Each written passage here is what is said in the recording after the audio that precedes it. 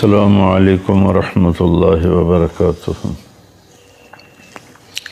بسم اللہ الرحمن الرحیم والصلاة والسلام علی رسولہ الکریم وعلی آلہ وصحبہ اجمعین، اما بعد۔ معزز سامعین، میرے محترم بھائیوں، بہنوں، دوستوں، بچوں، یہ دنیا اللہ نے امتحان کے لیے بنائی ہے۔ کس چیز کا امتحان ہے؟ زندگی اور موت کا سلسلہ بنایا۔ خلق الموت والحیات، ہم نے زندگی اور موت کو بنایا۔ کیوں بنایا ہے؟ لیبلوکم ایکم احسن عملا، ہم یہ دیکھیں گے کہ تم میں سب سے خوبصورت عمل کون کرتا ہے۔ ایک اور جگہ ہمیں کیوں پیدا کیا ہے، ہم اپنے بچوں کا کیا ذہن بنا رہے ہیں؟ تم نے آئی ٹی کرنا ہے، تم نے بزنس مین بننا ہے، تم نے انجینئر بننا ہے، تم نے باہر جا کے سیٹل ہونا ہے، تم نے ڈاکٹر بننا ہے۔ یہ مختلف ذہن ہے جو ہم اپنے بچوں کے بناتے ہیں، اور کچھ والدین اس کا اہتمام نہیں کرتے تو بچوں کا اپنا ذہن بن جاتا ہے، میں نے یہ کرنا ہے، میں نے یہ کرنا ہے۔ لیکن والدین کے ذمے بھی ہے اور بچے کے ذمے بھی ہے کہ یہ جانیں کہ مجھے پیدا کیوں کیا ہے، کس نے پیدا کیا ہے۔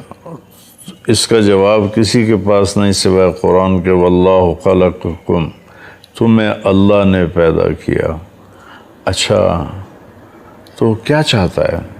میں نے تو کوئی درخواست نہیں دی، وہ یہ چاہتا ہے وما خلقت الجن والانس الا لیعبدون، میں نے جنات اور انسان کو اس لیے پیدا کیا کہ میری عبادت کریں۔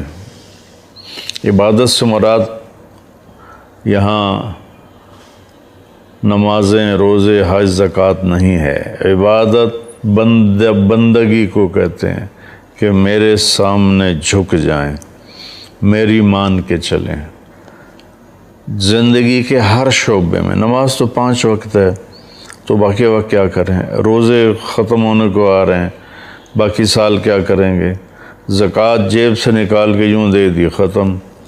حج 5 دن کا کام ہے، زندگی میں ایک دفعہ کر لیا، ختم۔ تو اب جو باقی 24 گھنٹے ہیں یا باقی زندگی ہے، اس میں مجھے کیا کرنا ہے؟ تو اللہ تعالیٰ نے پورے قرآن میں اس کو واضح کیا ہے۔ ایک جگہ کہہ رہا ہے کہ وما خلقت الجن والانس الا لیعبدون، تم اس لیے پیدا کیا ہے کہ تم میری مان کے چلو۔ ایک طرف جھوٹ ہے، ایک طرف سچ ہے۔ اب عبادت کا جو سچ بولے گا عبادت، جو جھوٹ بولے گا یہ کفر ہو گیا۔ ایک طرف امانت ہے، دیانتداری ہے، ایک طرف دھوکہ ہے، فراڈ ہے، 2 نمبری ہے۔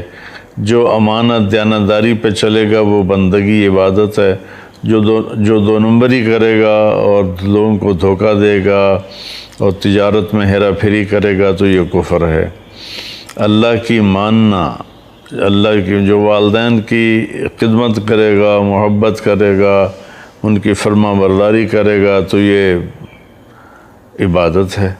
ان کو تنگ کرے گا، ان کی آنسو نکلوائے گا، ان کی بددعائیں لے گا تو یہ کفر ہے۔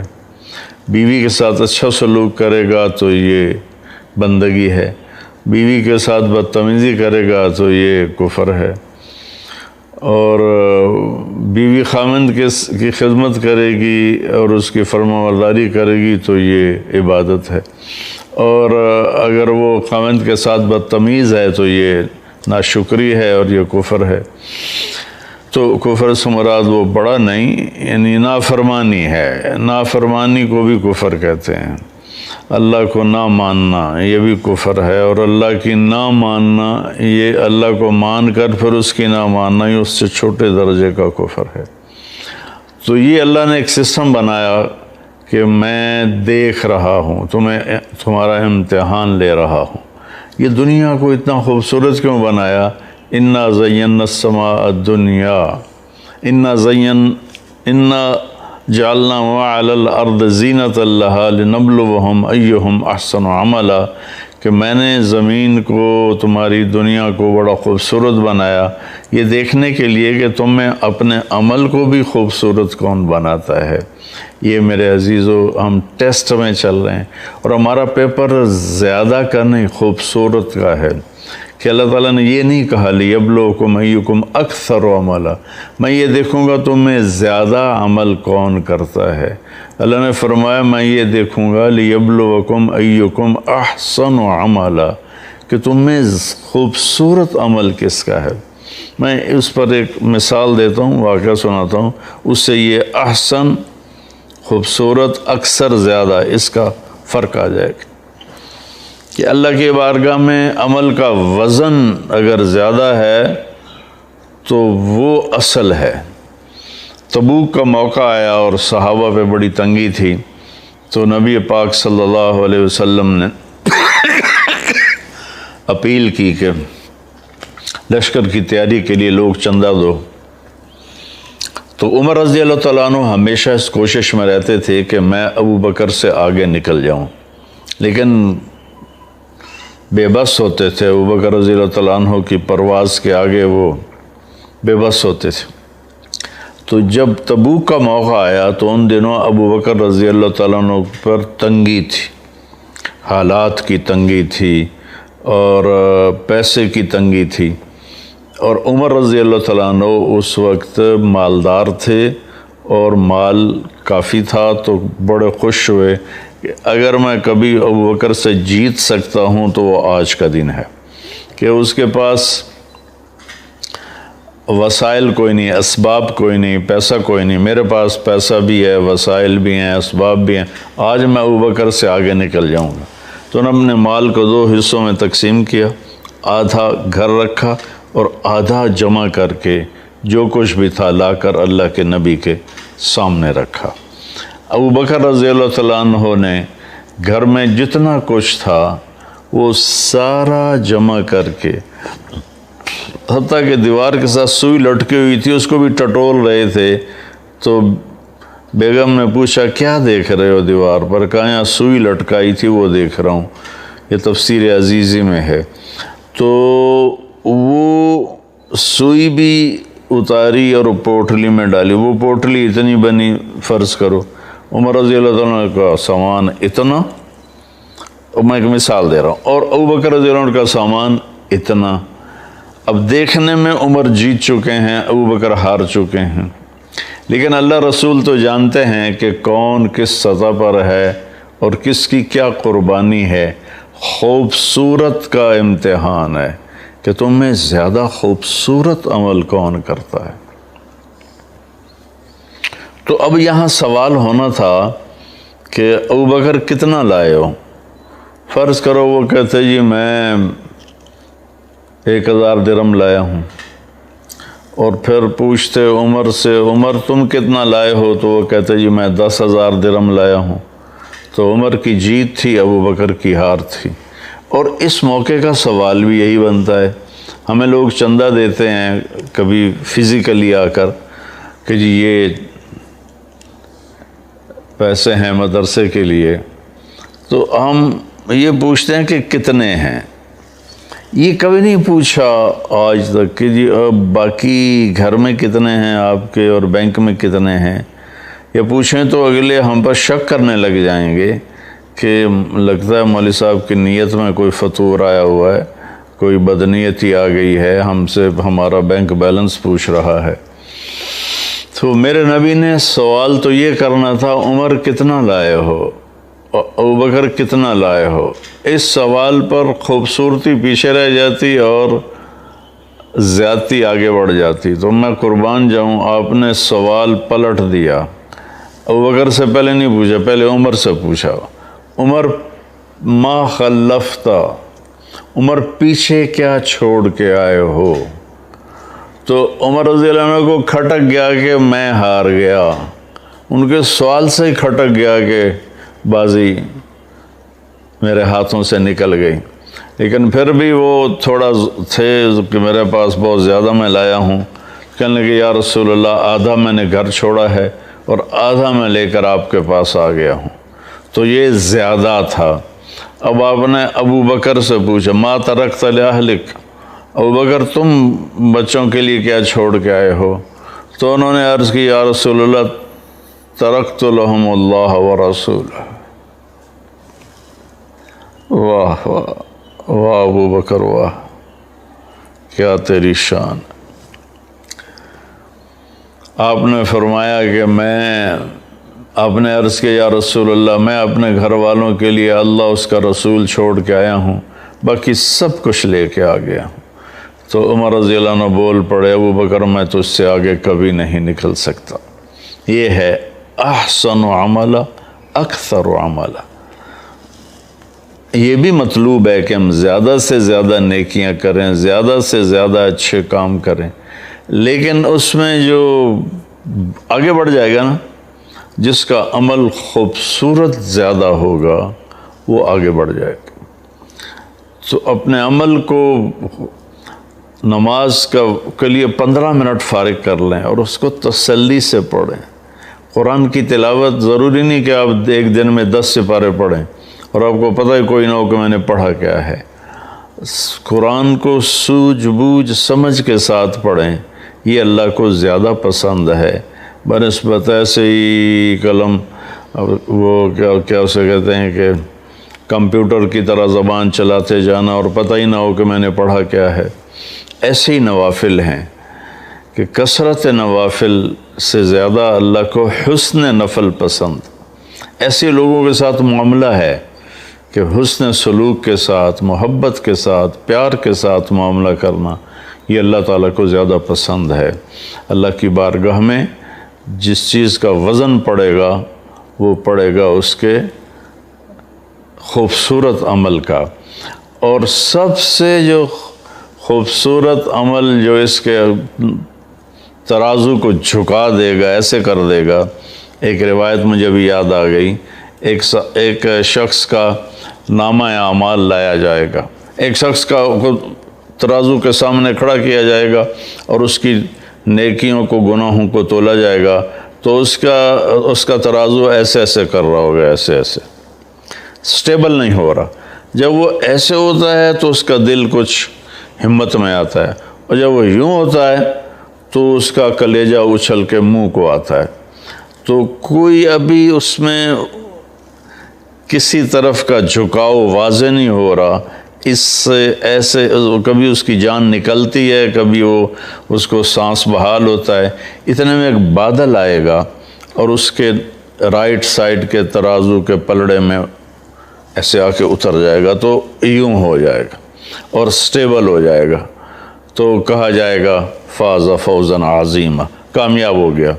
تو اس وقت اس کا پسینہ خشک ہوگا، اس کی جان میں جان آئے گی۔ وہ فرشتے سے پوچھے گا بھائی یہ کیا تھا بادل سا؟ تو وہ کہیں گے یہ تیرے اچھے اخلاق تھے جنہوں نے آج تمہیں جہنم سے بچا لیا۔ اور اس کے ساتھ ایک حدیث مجھے یاد آئی، ان اثقل شیء یوضع فی میزان المومن حسن الاخلاق، سب سے وزنی عمل جو ترازو میں رکھا جائے گا فرائض کے بعد، سب سے وزنی عمل کسی بھی مرد کا، کسی بھی عورت کا، کسی بھی پڑھے لکھے ان پڑھ کا، مالدار فقیر کا، جو سب سے وزنی عمل ہوگا رائٹ سائڈ کے ترازو میں، وہ اس کے اچھے اخلاق ہوں گے۔ کہ اچھے اخلاق والے دنیا میں ملتے نہیں۔ بہت نمازی بہت ہیں، روزے دار بھی بہت ہیں، زکوٰۃ دینے والے بھی بہت ہیں، حج کرنے والے بھی بہت ہیں، لیکن اخلاق والوں سے دنیا خالی ہے۔ میرے عزیزو، اپنے اخلاق اچھے بنا لو۔ اور ایک اور حدیث یاد آ گئی، آپ سے صحابہ نے پوچھا یا رسول اللہ ما خیر ما اعطی الانسان، یا رسول اللہ، اللہ اپنے بندے کو بے شمار نعمتیں دیتا ہے، سب سے بڑی نعمت کیا ہے جو اللہ اپنے بندے کو دیتا ہے؟ ایمان کے بعد سب سے بڑی نعمت کیا ہے جو اللہ اپنے بندے کو دیتا ہے؟ سبحان اللہ۔ اب اس میں کتنے اعمال تھے، تہجد پڑھتا ہو، اتنے نفل پڑھتا ہو، اتنے روزے رکھتا ہو، اس کو آپ نے عبادت سے نہیں جوڑا۔ آپ نے فرمایا خیر ما اعطی الانسان حسن الخلق، کسی بھی انسان کو سب سے اعلیٰ درجے کی چیز جو اللہ دیتا ہے، کسی بھی انسان کو، مرد کو، عورت کو، سب سے اعلیٰ درجے کی چیز جو اللہ کسی کو دیتا ہے وہ اس کے اچھے اخلاق. سب سے وزنی ترازو میں اچھے اخلاق. سب سے اعلیٰ چیز جو اللہ بندے کو دیتا ہے اچھے اخلاق. اور اچھے اخلاق دو چیزوں میں آ جائیں گے، باقی اس میں سمٹ جائیں گے. ایک اس کی حفاظت ہے، اس سے کسی کو دکھ نہ پہنچاؤ، اس سے کسی کو دکھ نہ پہنچاؤ، اس سے کسی کی غیبت نہ کرو، کسی کو گالی نہ دو، کسی کو ذلیل نہ کرو. اور یہ دل، اس کو ہر ایک کی نفرت سے پاک کر دو، ہر ایک کے کھوٹ سے پاک کر دو، حسد سے، بغض سے، نفرت سے، کینہ سے پاک کر دو. تو اللہ تعالیٰ کے فضل و کرم سے ہم اس امتحان میں کامیاب ہو جائیں گے جو اللہ تعالیٰ ہمارا لینا چاہتا ہے، اور فرماتا ہے کہ میں باقی کامیاب تو اللہ کے فضل سے ہی ہوں گے. یہ اس کے بتائے ہوئے قانون کی بات کی ہے، جس پہ اللہ کا فضل ہوگا وہ کامیاب ہوگا. اور اس کا فضل، اس کی رحمت، خود کہتا ہے ان رحمت اللہ قریب من المحسنین.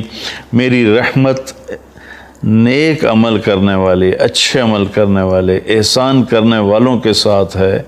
یہ جو ایک شیطان نے چکر چلایا اللہ بڑا غفور الرحیم میں آپ ہی معاف کرے گا، تو اس طرح تو حسین اور شمر ایک ہی ترازو میں آ کے بیٹھ جائیں تو یہ تو ساری شریعت ہی الٹ پلٹ ہو جائے گی، ساری تاریخ ہی الٹ پلٹ ہو جائے گی. بھائیو، اللہ نے اچھے برے کو الگ کیا ہے. یہاں کی عدالت بھی الگ کرتی ہے، اللہ کی عدالت نے بھی الگ کیا ہے. السلام علیکم ورحمۃ اللہ.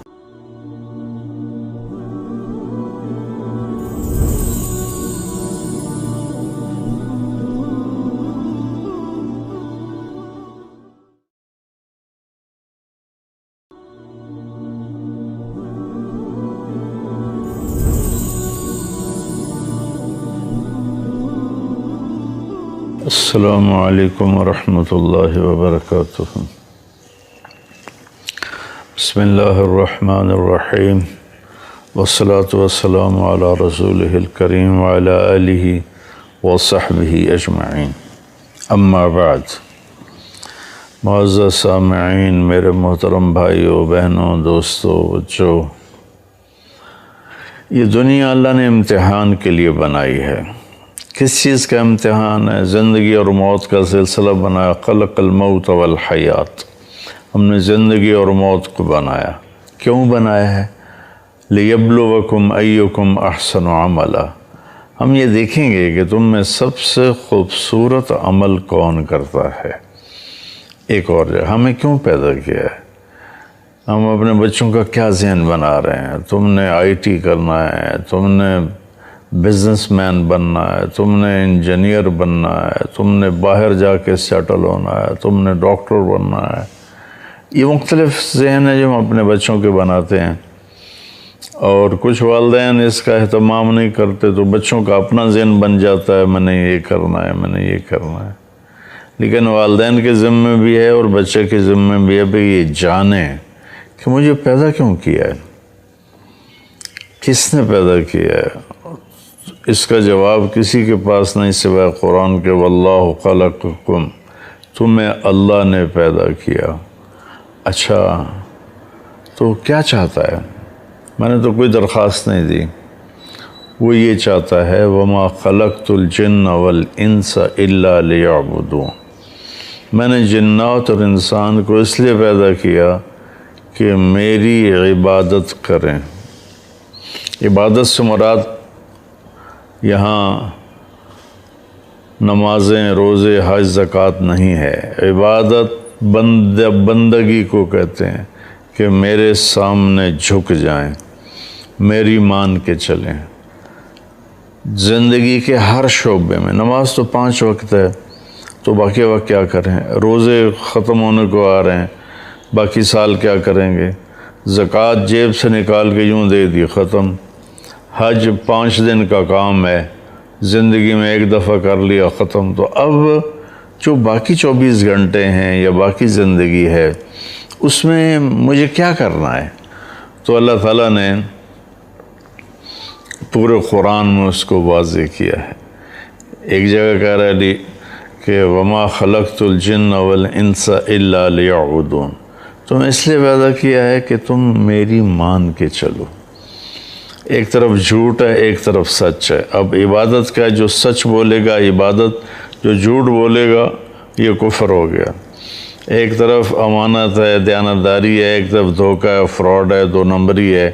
جو امانت دیانتداری پہ چلے گا وہ بندگی عبادت ہے، جو دو نمبری کرے گا اور لوگوں کو دھوکہ دے گا اور تجارت میں ہیرا پھیری کرے گا تو یہ کفر ہے۔ اللہ کی ماننا، اللہ کی جو والدین کی خدمت کرے گا، محبت کرے گا، ان کی فرما برداری کرے گا تو یہ عبادت ہے۔ ان کو تنگ کرے گا، ان کی آنسو نکلوائے گا، ان کی بددعائیں لے گا تو یہ کفر ہے۔ بیوی کے ساتھ اچھا سلوک کرے گا تو یہ بندگی ہے، بیوی کے ساتھ بدتمیزی کرے گا تو یہ کفر ہے۔ اور بیوی خامند کی خدمت کرے گی اور اس کی فرما برداری کرے گی تو یہ عبادت ہے، اور اگر وہ خامند کے ساتھ بدتمیز ہے تو یہ ناشکری ہے اور یہ کفر ہے۔ تو کفر سے مراد وہ بڑا نہیں، یعنی نافرمانی ہے۔ نافرمانی کو بھی کفر کہتے ہیں۔ اللہ کو نہ ماننا یہ بھی کفر ہے، اور اللہ کی نہ ماننا، یہ اللہ کو مان کر پھر اس کی نہ ماننا، یہ اس سے چھوٹے درجے کا کفر ہے۔ تو یہ اللہ نے ایک سسٹم بنایا کہ میں دیکھ رہا ہوں، تمہارا امتحان لے رہا ہوں۔ یہ دنیا کو اتنا خوبصورت کیوں بنایا؟ انا زینا السماء الدنیا انا جعلنا ما علی الارض زینۃ لہا لنبلوہم ایہم احسن عملا، کہ میں نے زمین کو، تمہاری دنیا کو بڑا خوبصورت بنایا یہ دیکھنے کے لیے کہ تم میں اپنے عمل کو بھی خوبصورت کون بناتا ہے۔ یہ میرے عزیزو ہم ٹیسٹ میں چل رہے ہیں، اور ہمارا پیپر زیادہ کا نہیں خوبصورت کا ہے، کہ اللہ تعالیٰ نے یہ نہیں کہا لیبلوکم ایکم اکثر عملا، میں یہ دیکھوں گا تم میں زیادہ عمل کون کرتا ہے۔ اللہ نے فرمایا میں یہ دیکھوں گا لیبلوکم ایکم احسن عملا، کہ تم میں خوبصورت عمل کس کا ہے۔ میں اس پر ایک مثال دیتا ہوں، واقعہ سناتا ہوں، اس سے یہ احسن، خوبصورت، اکثر، زیادہ، اس کا فرق آ جائے گا کہ اللہ کی بارگاہ میں عمل کا وزن اگر زیادہ ہے تو وہ اصل ہے۔ تبوک کا موقع آیا اور صحابہ پہ بڑی تنگی تھی، تو نبی پاک صلی اللہ علیہ وسلم نے اپیل کی کہ لشکر کی تیاری کے لیے لوگ چندہ دو۔ تو عمر رضی اللہ تعالیٰ عنہ ہمیشہ اس کوشش میں رہتے تھے کہ میں ابو بکر سے آگے نکل جاؤں، لیکن بے بس ہوتے تھے۔ ابو بکر رضی اللہ تعالیٰ عنہ کی پرواز کے آگے وہ بے بس ہوتے تھے۔ تو جب تبوک کا موقع آیا تو ان دنوں ابو بکر رضی اللہ تعالیٰ عنہ پر تنگی تھی، حالات کی تنگی تھی اور پیسے کی تنگی تھی، اور عمر رضی اللہ تعالیٰ عنہ اس وقت مالدار تھے اور مال کافی تھا، تو بڑے خوش ہوئے کہ اگر میں کبھی ابو بکر سے جیت سکتا ہوں تو وہ آج کا دن ہے، کہ اس کے پاس وسائل کوئی نہیں، اسباب کوئی نہیں، پیسہ کوئی نہیں، میرے پاس پیسہ بھی ہے، وسائل بھی ہیں، اسباب بھی ہیں، آج میں ابو بکر سے آگے نکل جاؤں گا۔ تو انہوں نے اپنے مال کو 2 حصوں میں تقسیم کیا، آدھا گھر رکھا اور آدھا جمع کر کے جو کچھ بھی تھا لا کر اللہ کے نبی کے سامنے رکھا۔ ابو بکر رضی اللہ تعالیٰ عنہ نے گھر میں جتنا کچھ تھا وہ سارا جمع کر کے، حتیٰ کہ دیوار کے ساتھ سوئی لٹکی ہوئی تھی اس کو بھی ٹٹول رہے تھے، تو بیگم نے پوچھا کیا دیکھ رہے ہو دیوار پر؟ کہا یہاں سوئی لٹکائی تھی وہ دیکھ رہا ہوں، یہ تفسیر عزیزی میں ہے۔ تو وہ سوئی بھی اتاری اور پوٹلی میں ڈالی، وہ پوٹلی اتنی بنی، فرض کرو عمر رضی اللہ عنہ کا سامان اتنا، میں ایک مثال دے رہا ہوں، اور ابو بکر رضی اللہ عنہ کا سامان اتنا۔ اب دیکھنے میں عمر جیت چکے ہیں، ابو بکر ہار چکے ہیں، لیکن اللہ رسول تو جانتے ہیں کہ کون کس سطح پر ہے اور کس کی کیا قربانی ہے۔ خوبصورت کا امتحان ہے کہ تم میں زیادہ خوبصورت عمل کون کرتا ہے۔ تو اب یہاں سوال ہونا تھا کہ ابوبکر کتنا لائے ہو؟ فرض کرو وہ کہتے جی میں 1000 درہم لایا ہوں، اور پھر پوچھتے عمر سے عمر تم کتنا لائے ہو؟ تو وہ کہتے جی میں 10,000 درہم لایا ہوں۔ تو عمر کی جیت تھی، ابوبکر کی ہار تھی۔ اور اس موقع کا سوال بھی یہی بنتا ہے، ہمیں لوگ چندہ دیتے ہیں کبھی فزیکلی آ کر کہ جی یہ پیسے ہیں مدرسے کے لیے، تو ہم یہ پوچھتے ہیں کہ کتنے ہیں۔ یہ کبھی نہیں پوچھا آج تک کہ جی باقی گھر میں کتنے ہیں آپ کے اور بینک میں کتنے ہیں، یا پوچھیں تو اگلے ہم پر شک کرنے لگ جائیں گے کہ لگتا ہے مولوی صاحب کی نیت میں کوئی فتور آیا ہوا ہے، کوئی بدنیتی آ گئی ہے، ہم سے ہمارا بینک بیلنس پوچھ رہا ہے۔ تو میرے نبی نے سوال تو یہ کرنا تھا عمر کتنا لائے ہو، ابوبکر کتنا لائے ہو۔ اس سوال پر خوبصورتی پیچھے رہ جاتی اور زیادتی آگے بڑھ جاتی۔ تو میں قربان جاؤں، آپ نے سوال پلٹ دیا، ابوبکر سے پہلے نہیں پوچھا، پہلے عمر سے پوچھا۔ عمر ما خلفتا، عمر پیچھے کیا چھوڑ کے آئے ہو؟ تو عمر رضی اللہ عنہ کو کھٹک گیا کہ میں ہار گیا، ان کے سوال سے ہی کھٹک گیا کہ بازی میرے ہاتھوں سے نکل گئی۔ لیکن پھر بھی وہ تھوڑا تھے کہ میرے پاس بہت زیادہ میں لایا ہوں، کہنے لگے یا رسول اللہ آدھا میں نے گھر چھوڑا ہے اور آدھا میں لے کر آپ کے پاس آ گیا ہوں۔ تو یہ زیادہ تھا۔ اب آپ نے ابوبکر سے پوچھا ما ترکت لأہلک، ابوبکر تم بچوں کے لیے کیا چھوڑ کے آئے ہو؟ تو انہوں نے عرض کی یا رسول اللہ ترکت لہم اللہ ورسولہ۔ واہ واہ واہ ابوبکر واہ، کیا تیری شان۔ آپ نے فرمایا کہ آپ نے عرض کیا یا رسول اللہ میں اپنے گھر والوں کے لیے اللہ اس کا رسول چھوڑ کے آیا ہوں، باقی سب کچھ لے کے آ گیا ہوں۔ تو عمر رضی اللہ عنہ بول پڑے ابوبکر میں تو اس سے آگے کبھی نہیں نکل سکتا۔ یہ ہے احسن عمل اکثر عمل۔ یہ بھی مطلوب ہے کہ ہم زیادہ سے زیادہ نیکیاں کریں، زیادہ سے زیادہ اچھے کام کریں، لیکن اس میں جو آگے بڑھ جائے گا نا، جس کا عمل خوبصورت زیادہ ہوگا وہ آگے بڑھ جائے گا۔ تو اپنے عمل کو نماز کے لیے 15 منٹ فارغ کر لیں اور اس کو تسلی سے پڑھیں۔ قرآن کی تلاوت ضروری نہیں کہ آپ ایک دن میں 10 سپارے پڑھیں اور آپ کو پتہ ہی کوئی نہ ہو کہ میں نے پڑھا کیا ہے۔ قرآن کو سوجھ بوجھ سمجھ کے ساتھ پڑھیں، یہ اللہ کو زیادہ پسند ہے بنسبت ایسے ہی قلم وہ کیا اسے کہتے ہیں کہ کمپیوٹر کی طرح زبان چلاتے جانا اور پتہ ہی نہ ہو کہ میں نے پڑھا کیا ہے۔ ایسے ہی نوافل ہیں کہ کثرت نوافل سے زیادہ اللہ کو حسن نفل پسند۔ ایسے لوگوں کے ساتھ معاملہ ہے کہ حسن سلوک کے ساتھ، محبت کے ساتھ، پیار کے ساتھ معاملہ کرنا یہ اللہ تعالیٰ کو زیادہ پسند ہے۔ اللہ کی بارگاہ میں جس چیز کا وزن پڑے گا وہ پڑے گا اس کے خوبصورت عمل کا۔ اور سب سے جو خوبصورت عمل جو اس کے ترازو کو جھکا دے گا، ایسے کر دے گا، ایک روایت مجھے بھی یاد آ گئی، ایک شخص کا نامہ اعمال لایا جائے گا، ایک شخص کا ترازو کے سامنے کھڑا کیا جائے گا اور اس کی نیکیوں کو گناہوں کو تولا جائے گا، تو اس کا ترازو ایسے ایسے کر رہا ہوگا، ایسے ایسے سٹیبل نہیں ہو رہا۔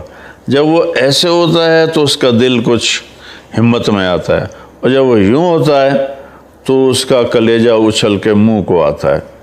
تو کوئی ابھی اس میں کسی طرف کا جھکاؤ واضح نہیں ہو رہا، اس سے ایسے کبھی اس کی جان نکلتی ہے، کبھی وہ اس کو سانس بحال ہوتا ہے۔ اتنے میں ایک بادل آئے گا اور اس کے رائٹ سائڈ کے ترازو کے پلڑے میں ایسے آ کے اتر جائے گا تو یوں ہو جائے گا اور سٹیبل ہو جائے گا، تو کہا جائے گا فاز فوزن عظیمہ، کامیاب ہو گیا۔ تو اس وقت اس کا پسینہ خشک ہوگا، اس کی جان میں جان آئے گی۔ وہ فرشتے سے پوچھے گا بھائی یہ کیا تھا بادل سا؟ تو وہ کہیں گے یہ تیرے اچھے اخلاق تھے جنہوں نے آج تمہیں جہنم سے بچا لیا۔ اور اس کے ساتھ ایک حدیث مجھے یاد آئی، ان اثقل شیء یوضع فی میزان المومن حسن الاخلاق، سب سے وزنی عمل جو ترازو میں رکھا جائے گا فرائض کے بعد، سب سے وزنی عمل کسی بھی مرد کا، کسی بھی عورت کا، کسی بھی پڑھے لکھے ان پڑھ کا، مالدار فقیر کا، جو سب سے وزنی عمل ہوگا رائٹ سائڈ کے ترازو میں، وہ اس کے اچھے اخلاقوں کی، کہ اچھے اخلاق والے دنیا میں ملتے نہیں۔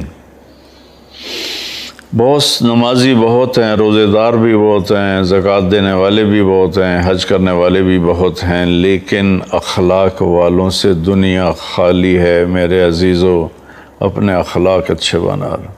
اور ایک اور حدیث یاد آ گئی، آپ سے صحابہ نے پوچھا یا رسول اللہ ما خیر ما اعطی الانسان، یا رسول اللہ، اللہ اپنے بندے کو بے شمار نعمتیں دیتا ہے، سب سے بڑی نعمت کیا ہے جو اللہ اپنے بندے کو دیتا ہے؟ ایمان کے بعد سب سے بڑی نعمت کیا ہے جو اللہ اپنے بندے کو دیتا ہے؟ سبحان اللہ۔ اب اس میں کتنے اعمال تھے، تہجد پڑھتا ہو، اتنے نفل پڑھتا ہو، اتنے روزے رکھتا ہو، اس کو آپ نے عبادت سے نہیں جوڑا۔ آپ نے فرمایا خیر ما اعطی الانسان حسن الخلق، کسی بھی انسان کو سب سے اعلیٰ درجے کی چیز جو اللہ دیتا ہے، کسی بھی انسان کو، مرد کو، عورت کو، سب سے اعلیٰ درجے کی چیز جو اللہ کسی کو دیتا ہے وہ اس کے اچھے اخلاق۔ سب سے وزنی ترازو میں اچھے اخلاق، سب سے اعلیٰ چیز جو اللہ بندے کو دیتا ہے اچھے اخلاق۔ اور اچھے اخلاق دو چیزوں میں آ جائیں گے، باقی اس میں سمٹ جائیں گے۔ ایک اس کی حفاظت ہے،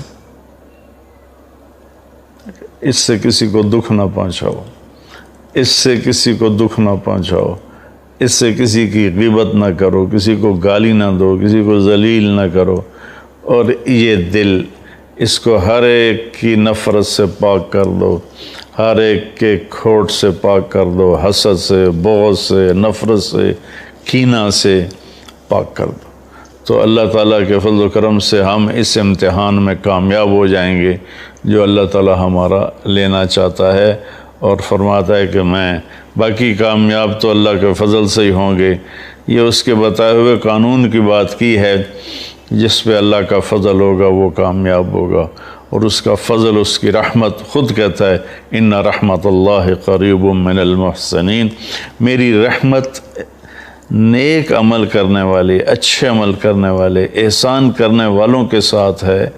یہ جو ایک شیطان نے چکر چلایا، اللہ بڑا غفور الرحیم ہے، آپ ہی معاف کرے گا، تو اس طرح تو حسین اور شمر ایک ہی ترازو میں آ کے بیٹھ جائیں تو یہ تو ساری شریعت ہی الٹ پلٹ ہو جائے گی، ساری تاریخ ہی الٹ پلٹ ہو جائے گی۔ بھائیو، اللہ نے اچھے برے کو الگ کیا ہے، یہاں کی عدالت بھی الگ کرتی ہے، اللہ کی عدالت نے بھی الگ کیا ہے۔ السلام علیکم ورحمۃ اللہ۔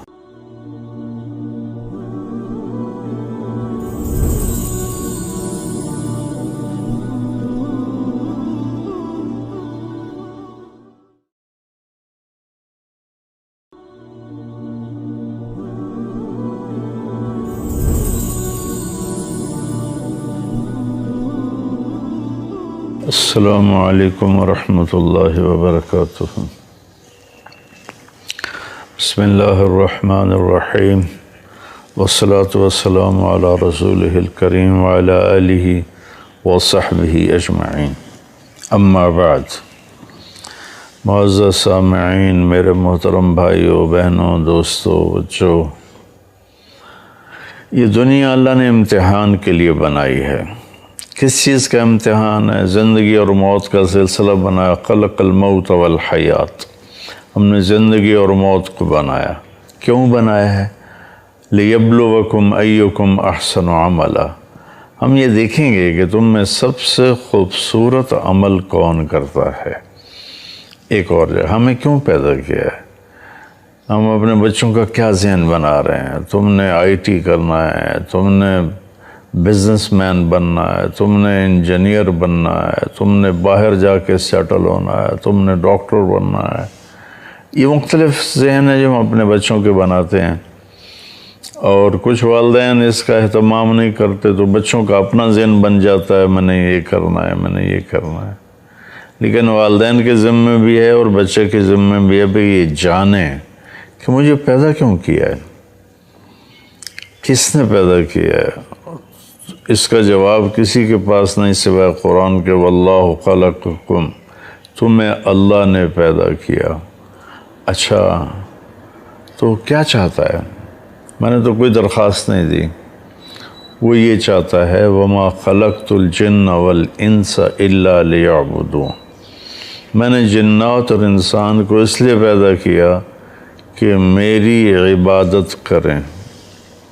عبادت سے مراد یہاں نمازیں، روزے، حج، زکوٰۃ نہیں ہے۔ عبادت بندگی کو کہتے ہیں کہ میرے سامنے جھک جائیں، میری مان کے چلیں۔ زندگی کے ہر شعبے میں، نماز تو 5 وقت ہے تو باقی وقت کیا کریں، روزے ختم ہونے کو آ رہے ہیں، باقی سال کیا کریں گے، زکوٰۃ جیب سے نکال کے یوں دے دی، ختم۔ حج 5 دن کا کام ہے، زندگی میں ایک دفعہ کر لیا، ختم۔ تو اب جو باقی 24 گھنٹے ہیں یا باقی زندگی ہے اس میں مجھے کیا کرنا ہے؟ تو اللہ تعالیٰ نے پورے قرآن میں اس کو واضح کیا ہے۔ ایک جگہ کہہ رہا ہے کہ وما خلقت الجن والانس الا لیعبدون، تم اس لیے پیدا کیا ہے کہ تم میری مان کے چلو۔ ایک طرف جھوٹ ہے، ایک طرف سچ ہے۔ اب عبادت کا جو سچ بولے گا عبادت، جو جھوٹ بولے گا یہ کفر ہو گیا۔ ایک طرف امانت ہے، دیانتداری ہے، ایک طرف دھوکہ ہے، فراڈ ہے، 2 نمبری ہے۔ جو امانت دیانتداری پہ چلے گا وہ بندگی عبادت ہے، جو 2 نمبری کرے گا اور لوگوں کو دھوکہ دے گا اور تجارت میں ہیرا پھیری کرے گا تو یہ کفر ہے۔ اللہ کی ماننا، اللہ کی جو والدین کی خدمت کرے گا، محبت کرے گا، ان کی فرما برداری کرے گا تو یہ عبادت ہے۔ ان کو تنگ کرے گا، ان کی آنسو نکلوائے گا، ان کی بددعائیں لے گا تو یہ کفر ہے۔ بیوی کے ساتھ اچھا سلوک کرے گا تو یہ بندگی ہے، بیوی کے ساتھ بدتمیزی کرے گا تو یہ کفر ہے۔ اور بیوی خامند کی خدمت کرے گی اور اس کی فرما برداری کرے گی تو یہ عبادت ہے، اور اگر وہ خامند کے ساتھ بدتمیز ہے تو یہ ناشکری ہے اور یہ کفر ہے۔ تو کفر سے مراد وہ بڑا نہیں، یعنی نافرمانی ہے، نافرمانی کو بھی کفر کہتے ہیں۔ اللہ کو نہ ماننا یہ بھی کفر ہے، اور اللہ کی نہ ماننا، یہ اللہ کو مان کر پھر اس کی نہ ماننا، یہ اس سے چھوٹے درجے کا کفر ہے۔ تو یہ اللہ نے ایک سسٹم بنایا کہ میں دیکھ رہا ہوں، تمہارا امتحان لے رہا ہوں۔ یہ دنیا کو اتنا خوبصورت کیوں بنایا؟ اِنَّا زَيَّنَّا السَّمَاءَ الدُّنْيَا اِنَّا جَعَلْنَا وَعَلَى الْأَرْضِ زِينَةً لَهَا لِنَبْلُوَهُمْ أَيُّهُمْ أَحْسَنُ عَمَلًا، کہ میں نے زمین کو، تمہاری دنیا کو بڑا خوبصورت بنایا یہ دیکھنے کے لیے کہ تم میں اپنے عمل کو بھی خوبصورت کون بناتا ہے۔ یہ میرے عزیزو ہم ٹیسٹ میں چل رہے ہیں، اور ہمارا پیپر زیادہ کا نہیں خوبصورت کا ہے، کہ اللہ تعالیٰ نے یہ نہیں کہا لِيَبْلُوَكُمْ أَيُّكُمْ أَكْثَرُ عَمَلًا، میں یہ دیکھوں گا تم میں زیادہ عمل کون کرتا ہے۔ اللہ نے فرمایا میں یہ دیکھوں گا لِيَبْلُوَكُمْ أَيُّكُمْ أَحْسَنُ عَمَلًا، کہ تم میں خوبصورت عمل کس کا ہے۔ میں اس پر ایک مثال دیتا ہوں، واقعہ سناتا ہوں، اس سے یہ احسن، خوبصورت، اکثر، زیادہ، اس کا فرق آ جائے گا کہ اللہ کی بارگاہ میں عمل کا وزن اگر زیادہ ہے تو وہ اصل ہے۔ تبوک کا موقع آیا اور صحابہ پہ بڑی تنگی تھی، تو نبی پاک صلی اللہ علیہ وسلم نے اپیل کی کہ لشکر کی تیاری کے لیے لوگ چندہ دو۔ تو عمر رضی اللہ تعالیٰ عنہ ہمیشہ اس کوشش میں رہتے تھے کہ میں ابو بکر سے آگے نکل جاؤں، لیکن بے بس ہوتے تھے۔ ابو بکر رضی اللہ تعالیٰ عنہ کی پرواز کے آگے وہ بے بس ہوتے تھے۔ تو جب تبوک کا موقع آیا تو ان دنوں ابو بکر رضی اللہ تعالیٰ عنہ پر تنگی تھی، حالات کی تنگی تھی اور پیسے کی تنگی تھی، اور عمر رضی اللہ تعالیٰ عنہ اس وقت مالدار تھے اور مال کافی تھا، تو بڑے خوش ہوئے کہ اگر میں کبھی ابو بکر سے جیت سکتا ہوں تو وہ آج کا دن ہے، کہ اس کے پاس وسائل کوئی نہیں، اسباب کوئی نہیں، پیسہ کوئی نہیں، میرے پاس پیسہ بھی ہے، وسائل بھی ہیں، اسباب بھی ہیں، آج میں ابو بکر سے آگے نکل جاؤں گا۔ تو انہوں نے مال کو 2 حصوں میں تقسیم کیا، آدھا گھر رکھا اور آدھا جمع کر کے جو کچھ بھی تھا لا کر اللہ کے نبی کے سامنے رکھا۔ ابو بکر رضی اللہ تعالیٰ عنہ نے گھر میں جتنا کچھ تھا وہ سارا جمع کر کے، حتیٰ کہ دیوار کے ساتھ سوئی لٹکی ہوئی تھی اس کو بھی ٹٹول رہے تھے، تو بیگم نے پوچھا کیا دیکھ رہے ہو دیوار پر؟ کہا یہاں سوئی لٹکائی تھی وہ دیکھ رہا ہوں، یہ تفسیر عزیزی میں ہے۔ تو وہ سوئی بھی اتاری اور پوٹلی میں ڈالی، وہ پوٹلی اتنی بنی، فرض کرو عمر رضی اللہ عنہ کا سامان اتنا، میں ایک مثال دے رہا ہوں، اور ابو بکر رضی اللہ عنہ کا سامان اتنا۔ اب دیکھنے میں عمر جیت چکے ہیں، ابو بکر ہار چکے ہیں، لیکن اللہ رسول تو جانتے ہیں کہ کون کس سطح پر ہے اور کس کی کیا قربانی ہے۔ خوبصورت کا امتحان ہے کہ تم میں زیادہ خوبصورت عمل کون کرتا ہے۔ تو اب یہاں سوال ہونا تھا کہ ابو بکر کتنا لائے ہو؟ فرض کرو وہ کہتے جی میں 1000 درہم لایا ہوں، اور پھر پوچھتے عمر سے عمر تم کتنا لائے ہو؟ تو وہ کہتے جی میں 10,000 درہم لایا ہوں۔ تو عمر کی جیت تھی، ابو بکر کی ہار تھی۔ اور اس موقع کا سوال بھی یہی بنتا ہے، ہمیں لوگ چندہ دیتے ہیں کبھی فزیکلی آ کر کہ جی یہ پیسے ہیں مدرسے کے لیے، تو ہم یہ پوچھتے ہیں کہ کتنے ہیں۔ یہ کبھی نہیں پوچھا آج تک کہ جی باقی گھر میں کتنے ہیں آپ کے اور بینک میں کتنے ہیں۔ یہ پوچھیں تو اگلے ہم پر شک کرنے لگ جائیں گے کہ لگتا ہے مولوی صاحب کی نیت میں کوئی فتور آیا ہوا ہے، کوئی بدنیتی آ گئی ہے، ہم سے ہمارا بینک بیلنس پوچھ رہا ہے۔ تو میرے نبی نے سوال تو یہ کرنا تھا عمر کتنا لائے ہو، ابو بکر کتنا لائے ہو۔ اس سوال پر خوبصورتی پیچھے رہ جاتی اور زیادتی آگے بڑھ جاتی۔ تو میں قربان جاؤں، آپ نے سوال پلٹ دیا، ابو بکر سے پہلے نہیں پوچھا، پہلے عمر سے پوچھا۔ عمر ما خلفتا، عمر پیچھے کیا چھوڑ کے آئے ہو؟ تو عمر رضی اللہ عنہ کو کھٹک گیا کہ میں ہار گیا، ان کے سوال سے ہی کھٹک گیا کہ بازی میرے ہاتھوں سے نکل گئی۔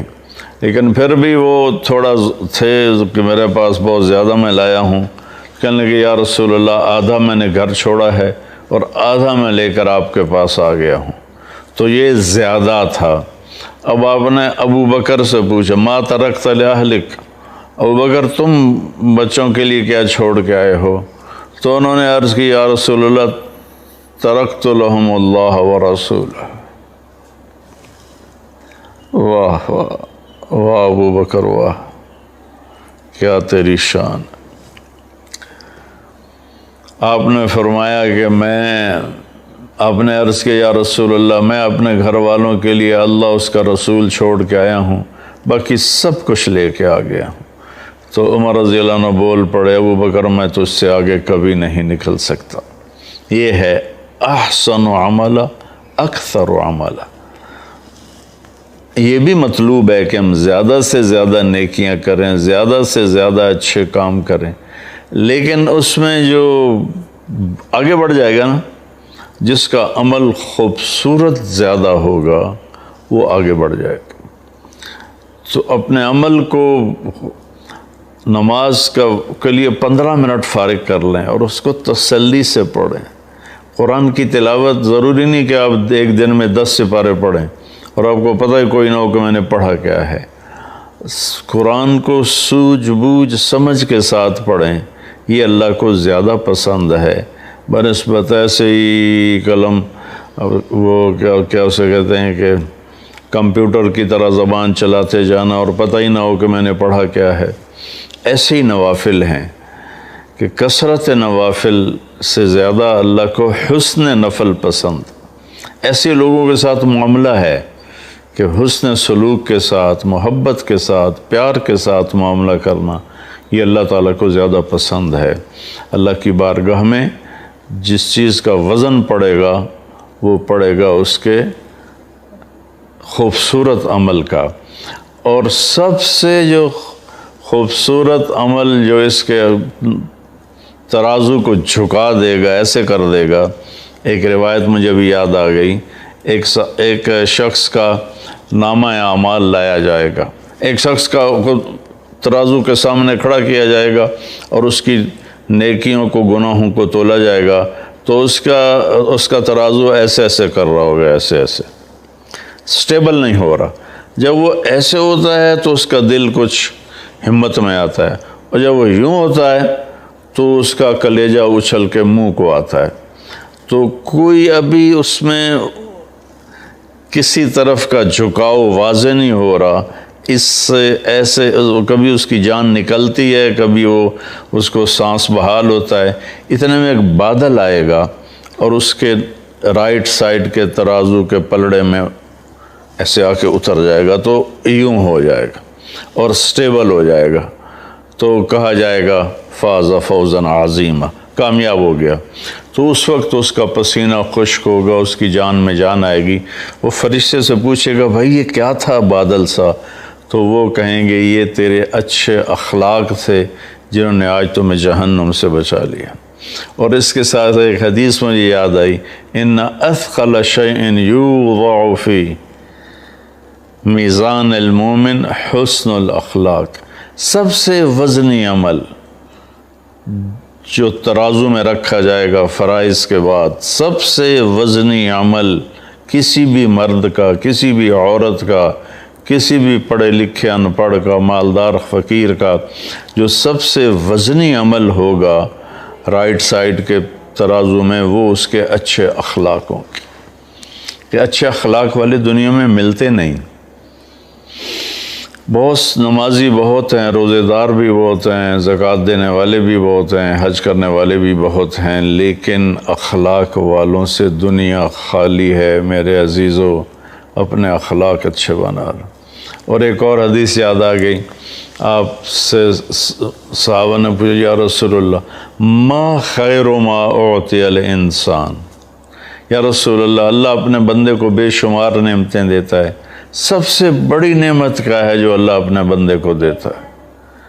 ایمان کے بعد سب سے بڑی نعمت کیا ہے جو اللہ اپنے بندے کو دیتا ہے؟ سبحان اللہ۔ اب اس میں کتنے اعمال تھے، تہجد پڑھتا ہو، اتنے نفل پڑھتا ہو، اتنے روزے رکھتا ہو، اس کو آپ نے عبادت سے نہیں جوڑا۔ آپ نے فرمایا خیر ما اعطی الانسان حسن الخلق، کسی بھی انسان کو سب سے اعلیٰ درجے کی چیز جو اللہ دیتا ہے، کسی بھی انسان کو، مرد کو، عورت کو، سب سے اعلیٰ درجے کی چیز جو اللہ کسی کو دیتا ہے وہ اس کے اچھے اخلاق۔ سب سے وزنی ترازو میں اچھے اخلاق، سب سے اعلیٰ چیز جو اللہ بندے کو دیتا ہے اچھے اخلاق۔ اور اچھے اخلاق دو چیزوں میں آ جائیں گے، باقی اس میں سمٹ جائیں گے۔ ایک اس کی حفاظت ہے، اس سے کسی کو دکھ نہ پہنچاؤ، اس سے کسی کو دکھ نہ پہنچاؤ، اس سے کسی کی غیبت نہ کرو، کسی کو گالی نہ دو، کسی کو ذلیل نہ کرو۔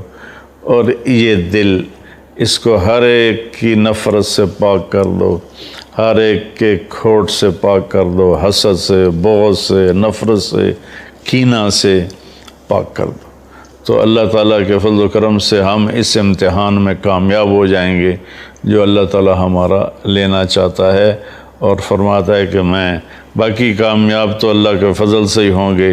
یہ اس کے بتائے ہوئے قانون کی بات کی ہے، جس پہ اللہ کا فضل ہوگا وہ کامیاب ہوگا، اور اس کا فضل، اس کی رحمت خود کہتا ہے ان رحمت اللہ قریب من المحسنین، میری رحمت نیک عمل کرنے والے، اچھے عمل کرنے والے، احسان کرنے والوں کے ساتھ ہے۔ یہ جو ایک شیطان نے چکر چلایا اللہ بڑا غفور الرحیم میں آپ ہی معاف کرے گا، تو اس طرح تو حسین اور شمر ایک ہی ترازو میں آ کے بیٹھ جائیں تو یہ تو ساری شریعت ہی الٹ پلٹ ہو جائے گی، ساری تاریخ ہی الٹ پلٹ ہو جائے گی۔ بھائیو، اللہ نے اچھے برے کو الگ کیا ہے، یہاں کی عدالت بھی الگ کرتی ہے، اللہ کی عدالت نے بھی الگ کیا ہے۔ السلام علیکم ورحمۃ اللہ۔